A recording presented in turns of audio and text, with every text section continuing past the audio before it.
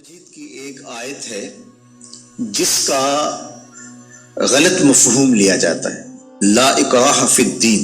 تو اس کا جو مفہوم لیا جاتا ہے عمومی طور پہ وہ یہ ہے کہ دین میں کوئی جبر نہیں ہے، اور جبر سے مراد مذہب بیزار طبقہ یہ لیتا ہے کہ کسی قسم کا کوئی قانون اور کوئی ضابطہ جو مذہب عائد کرتا ہے وہ نہیں ہے۔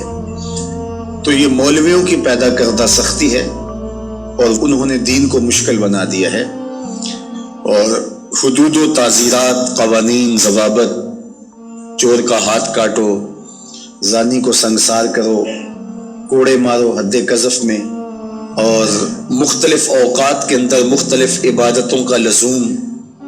تو یہ کیا ہے جب قرآن کہتا ہے لا اکراہ فی الدین، دین میں کوئی سختی نہیں ہے، کوئی جبر نہیں ہے، جو مرضی کرو، تو یہ اس کا مفہوم نکالا۔ اور ایک طبقہ ایسا ہے کہ جو دین کو اس طرح پیش کرتا ہے اور اس طرح سے دین کو لوگوں کے سامنے رکھتا ہے کہ جس طرح دین پر عمل کرنا کوئی آسان کام نہیں ہے، اور اس کو وہ مشکل اتنا بنا دیتا ہے کہ لوگ گھبرا جاتے ہیں کہ ہم تو پھر دین پہ نہیں چل پائیں گے، چند لوگ ہی دین پہ چل سکتے ہیں، جبکہ یہ دونوں چیزیں افراط و تفریط سے تعلق رکھتی ہیں۔ تو آیت کریمہ کا صحیح مفہوم یہ ہے، لا اکراہ فی الدین کا مطلب یہ ہے کہ دین قبول کروانے میں کسی پر سختی نہیں کی جائے گی کہ تو ضرور مسلمان ہو، یہ اس کا مفہوم ہے۔ اب کوئی دین قبول کر چکا ہے اور پھر احکام شریعہ اس کے اوپر نافذ ہوں گے تو یہ تو ہوں گے، تو اس پر یہ نہیں ہے کہ اب اس پر سختی نہیں کی جائے گی۔ جو اس جامعہ میں، اس درس گاہ میں داخل نہیں ہوتا، پڑھنا نہیں چاہتا،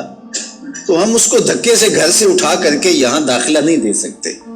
جس کی مرضی ہو آئے اور جس کی مرضی ہو نہ آئے، لیکن جو شخص یہاں آ کے داخل ہو گیا، پھر یہاں جو ہم نے ضوابط اور قوانین بنائے ہیں ان کا وہ پابند ہوگا، اس لیے کہ وہ اپنی مرضی سے آیا ہے اور اس نے یہاں آ کر کے داخلہ لیا ہے۔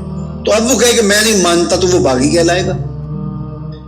تو اسلام کے اندر کسی کو سختی سے داخل نہیں کیا جائے گا، ترغیب دی جائے گی۔ اور قرآن مجید کی اس آیت کریمہ کو اگر پورا پڑھیں تو سارا مفہوم واضح ہے۔ لا اکراہ فی الدین، دین لانے کے حوالے سے کوئی زبردستی نہیں ہے۔ قد تبین الرشد من الغی، ہدایت کا راستہ گمراہی سے ممتاز ہو کے واضح ہو چکا ہے۔ اب جس کا جی چاہے وہ ایمان لائے اور جس کا جی چاہے وہ کفر کرے، یہ اس کی مرضی ہے۔ اگر اللہ چاہتا تو کسی کے دل میں کفر پیدا ہی نہ ہوتا، سب مسلمان ہوتے، لیکن اللہ تعالیٰ جل شانہ کی حکمت یہ نہیں ہے۔ انا ہدیناہ السبیل اما شاکرا و اما کفورا، ہم نے حق کے راستے واضح کر دیے، اب جس کی مرضی ہو وہ کفر کے راستے پہ چلے، جس کی مرضی ہو وہ اسلام کے راستے پہ چلے۔ اس کی اس مرضی کی وجہ سے ہی تو جزا و سزا ہے۔ اگر اس کی مرضی سلب کر لی جائے اور وہ ایمان لانے پہ مجبور ہو تو پھر اس کا یہ کمال کون سا ہوا؟ تو کمال تو یہی ہے کہ دونوں راستے ہیں اور دونوں راستے سے دکھائی دے رہے ہیں، اور وہ اپنے اختیار سے خیر کا راستہ اختیار کرتا ہے تو جزا ملے، اور اپنے اختیار سے برائی کی راہ پہ چلتا ہے تو اس کو جو ہے وہ سزا ملے گی۔ لیکن اگر اس کا اختیار ہی نہیں ہے برائی کے راستے پہ چلنے کا تو پھر اس کو سزا کیوں دی جائے؟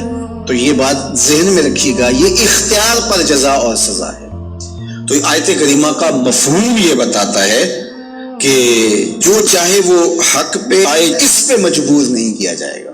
باقی احکام شریعہ پر عمل پیرا ہونا تو یہ ایک امر آخر ہے۔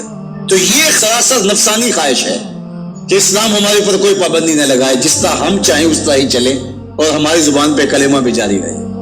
میں بھی ہوٹل میں پیو، چندہ بھی مسجد میں دو، شیطان بھی خوش رہے، خدا بھی ناراض نہ ہو، یہ کیسے ہو سکتا ہے؟